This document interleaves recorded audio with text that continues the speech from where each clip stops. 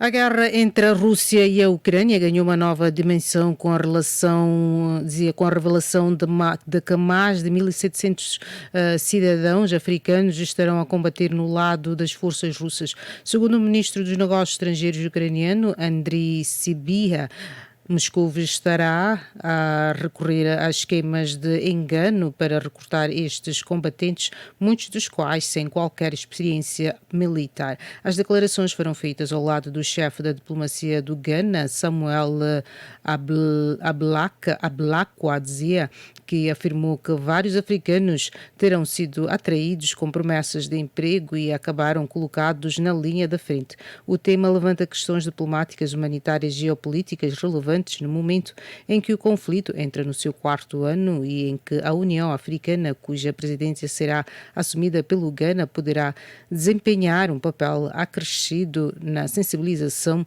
para este fenómeno. E para analisar o impacto das relações diplomáticas entre a Rússia e os países africanos, vamos conversar agora com José Francisco Pavia, professor catedrático português. Muito boa noite, professor. Bem-vindo aqui ao programa. Olá, boa noite para si e para os nossos rádio ouvintes também.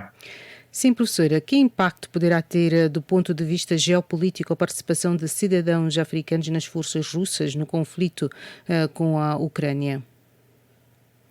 Bom, nós temos tido notícias dessa situação e isso deriva de de dois fenómenos que são os seguintes. Como acabou de dizer, nós fizemos outro dia, no dia 24 de fevereiro, precisamente 4 anos de guerra, portanto já estamos a caminho do 5º ano de guerra, e obviamente que as dificuldades de recrutamento de ambos os lados, é preciso dizer, do lado da Ucrânia e do lado da Rússia, estão a aumentar exponencialmente devido ao número de baixas que tem acontecido nesta guerra. Enfim, estima-se que mais de 1 milhão de baixas entre mortos e feridos. E, portanto, obviamente que a Federação Russa, porque é dela que estamos a falar agora neste momento, tem feito esforços no sentido de recrutar pessoal militar para as suas fileiras. Lembrar-se-á que houve aqui um tempo em que se falava muito nos norte-coreanos, até houve números apontados que estariam cerca de 10 mil norte-coreanos a lutar ao lado das forças russas contra os ucranianos.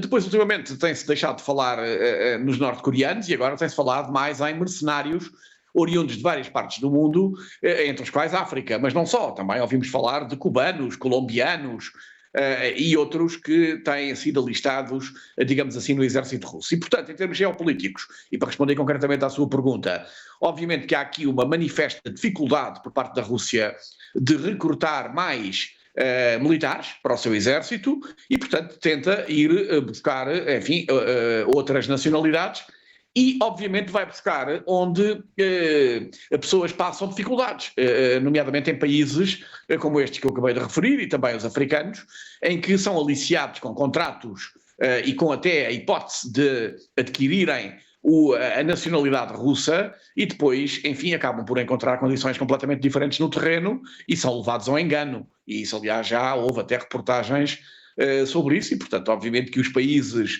de origem dessas pessoas têm que estar atentos a esse fenómeno. Sim, professora. E que papel poderá desempenhar o Ghana, enquanto futuro presidente da União Africana, na coordenação de uma resposta política ou diplomática a esta situação? Eu diria que o Ghana vai tentar fazer alguma coisa nesse domínio, mas não sei se conseguirá fazer muito. Porque, enfim, infelizmente, nós temos falado aqui, digamos, da interação e das ações da União Africana, que normalmente, enfim, não são propriamente coroadas de sucesso, enfim, nos vários assuntos onde, digamos, é chamada a intervir. E, portanto, obviamente que aqui também eu diria que tem uma limitada margem de ação, porque, repare, isso é um domínio exclusivo dos Estados. São os Estados que, eventualmente, irão ou não facilitar a ida dos seus cidadãos para a Rússia, inclusive até podem proibir, por exemplo, e, portanto, obviamente que isso cabe claramente aos Estados. O que pode haver é, por parte da União Africana, enfim, da organização continental que reúne todos os países de África, uma tentativa de coordenação relativamente a essa questão, mas deixe-me dizer-lhe que estou algo cético relativamente a isso, porque me parece que vai ser difícil conciliar 54 opiniões diferentes, que no fundo é o número de Estados que existem em África, relativamente a uma questão tão sensível. Sim, e que consequências jurídicas internacionais poderá ter a eventual confirmação de esquemas de recrutamento através de redes de tráfico ou plataformas clandestinas? Bom, podem ter várias, desde logo, se eventualmente se configurar crimes de guerra ou crimes contra a humanidade, o Tribunal Penal Internacional pode emitir mandados de captura contra as pessoas responsáveis por isso, por exemplo. E, portanto, essa é uma das questões. Mas depois, a nível interno, obviamente que os países também têm mecanismos no sentido de atacarem essas redes, porque no fundo estamos a falar de redes criminosas, de aliciamento de pessoas com falsas promessas que depois acabam por não se concretizar, na maior parte dos casos, e essas pessoas acabam por ou morrer no campo de batalha, longe da sua casa, longe da sua família, sem que depois tenham qualquer espécie de recompensa por causa disso, nem eles nem a sua família, e portanto, obviamente que isso configura também uma fraude, obviamente, há aí um conjunto de crimes que poderão ser, digamos, levantados. E portanto, obviamente que temos aí duas dimensões, uma dimensão internacional, que poderá a ser levantada pelo Tribunal Penal Internacional, que, enfim, pode levantar processos contra pessoas individuais e depois, a nível interno, os próprios países levantarem eles próprios investigações sobre essas redes organizadas. Sim, professora. E a existência também de prisioneiros de guerra africanos capturados pela Ucrânia poderá gerar tensões diplomáticas adicionais?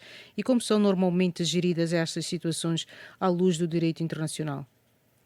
Bom, é muito complicado, porque repara, à luz do direito internacional, pessoas como essas são considerados mercenários e, portanto, não têm os direitos de um prisioneiro de guerra.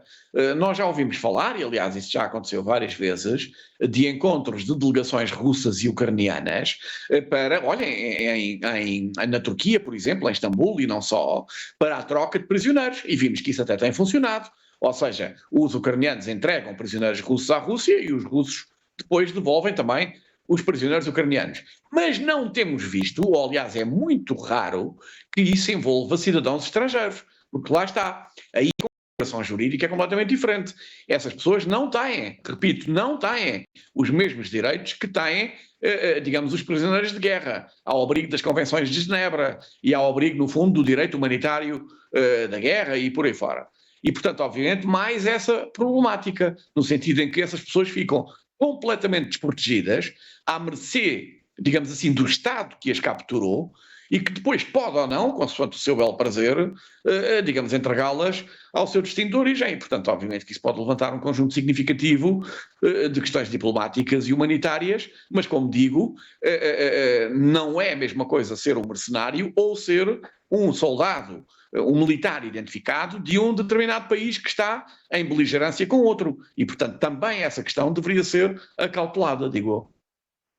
E por fim, professora, poderá este caso comprometer a crescente influência russa em vários países africanos nos últimos anos? Eu diria que não sei, confesso, mas não me parece, porque essa influência tem vindo a crescer, como aliás temos vindo aqui a noticiar. Olha, o último caso foi Madagascar, que aliás é aí bem próximo. Como sabe, houve um golpe de Estado e há notícias de que a nova junta militar que tomou o poder em Madagascar, peço desculpa, tem o apoio de mercenários russos, agora sim, russos, do Africa Corps. E, portanto, como está a ver, digamos que a Rússia tem avançado sistematicamente, digamos, no controlo de recursos naturais e de influência sobre juntas militares em vários países africanos. Agora, se eventualmente, por exemplo, em Angola ou em Moçambique, se descobrir que há uma rede organizada, controlada por russos ou destes para recrutar pessoas oriundas desses países para irem para a Rússia e que depois a maior parte não vão voltar, pelos motivos que acabei de referir, obviamente que isso pode pôr em causa as relações entre esses países, mas enfim, mas isso depois terá que se provar e obviamente que são questões de criminalidade que têm que ser investigadas e depois apresentadas as provas, como é evidente. Muitíssimo obrigada, professor, pelas suas análises e continuação de uma boa noite para si. Obrigado também. Boa noite. Obrigado. E estas foram as palavras do professor catedrático português José Francisco Pavia.